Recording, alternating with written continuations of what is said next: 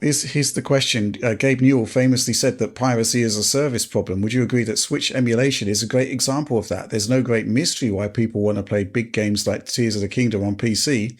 A lot of people want to play these games, but want to use their PC rather than a handheld hybrid, like Alex.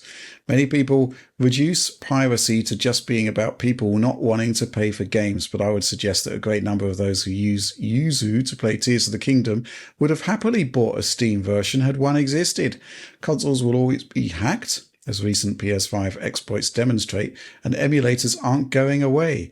Yuzu's death just sees the baton passed to Ryujinx and other future emulators. Surely the way to deal with people emulating their games without paying would be to respond to the evident demand by providing these games on PC officially. Alex, thoughts? I mean, Jake pretty much wrote out a paragraph here where I was shaking my head the entire time because I've kind of felt this way about a lot of games historically where Hopefully nodding your head.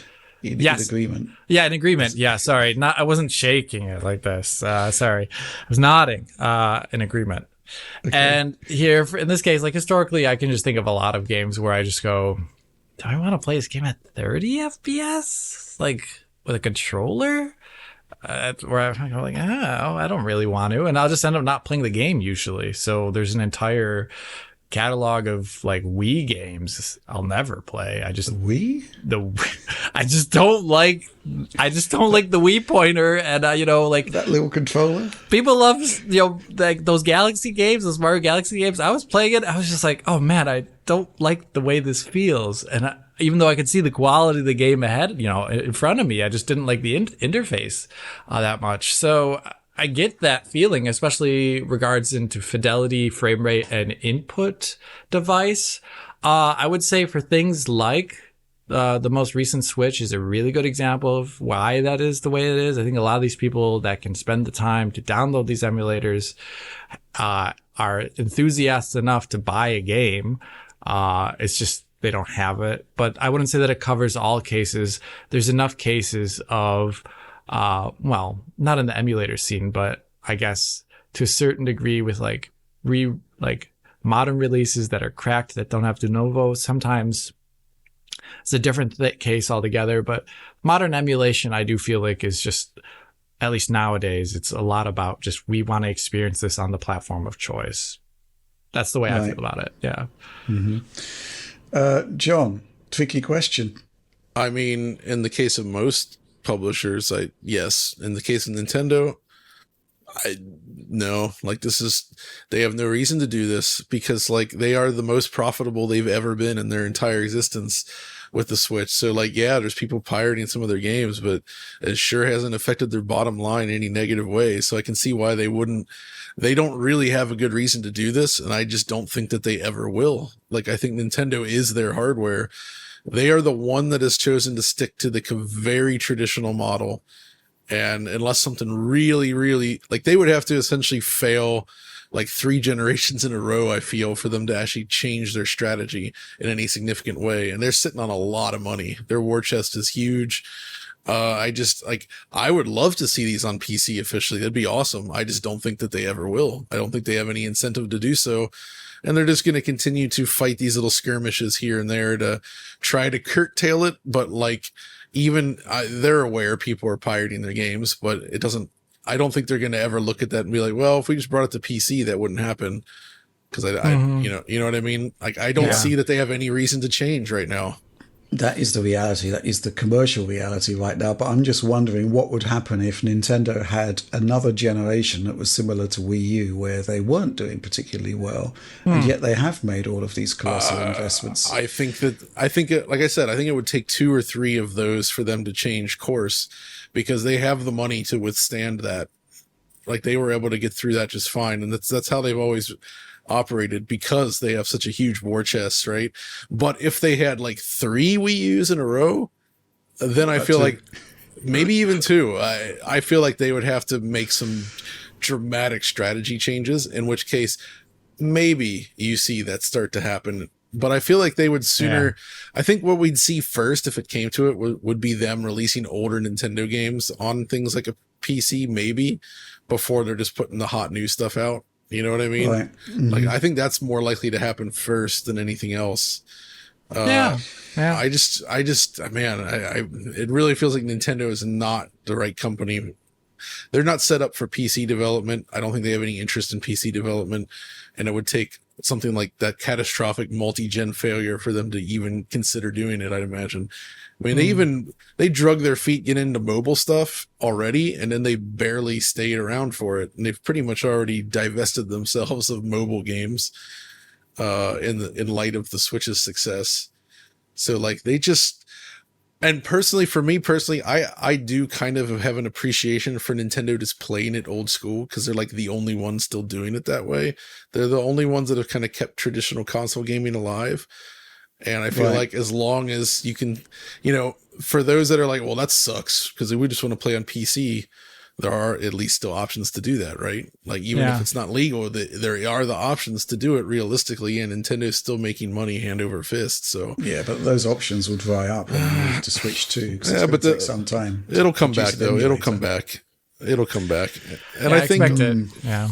The thing about Nintendo that they've done though is that they at least figured out they've figured out the secrets to keeping their budgets in check, to support a huge variety of games. They've figured out how to retain the value in their games. I know people whine about Nintendo not wanting to drop prices on things, but they have taken the anti-Game Pass approach, where they view each of their releases as something valuable, and they're not ready to just start like dropping it on subscription services or dropping prices into the basement. Like their games just retain the value, and as a result, I think that has actually had a positive. It's a perception thing where people perceive Nintendo's stuff as somehow being more valuable, just because of how they've positioned that in the market.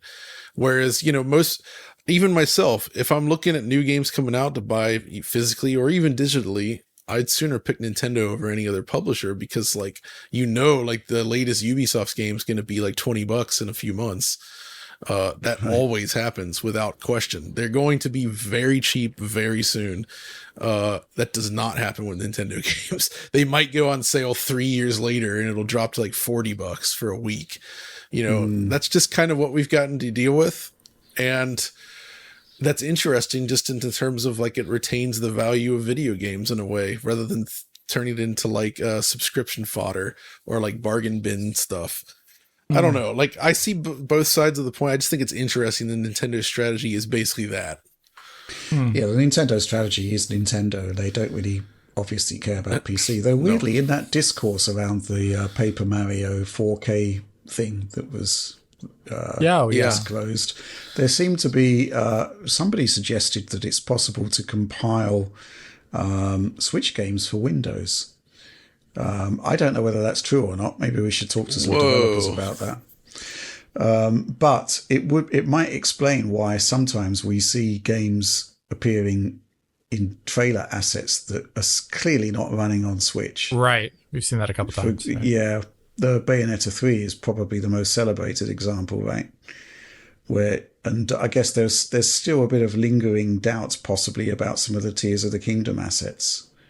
Which seemed to be too big for Switch, Alex. Yes. Oh, I'm sure Nintendo's going to find ways to bring this stuff back on their next system. So I'm kind of curious as to well, here's the thing, right?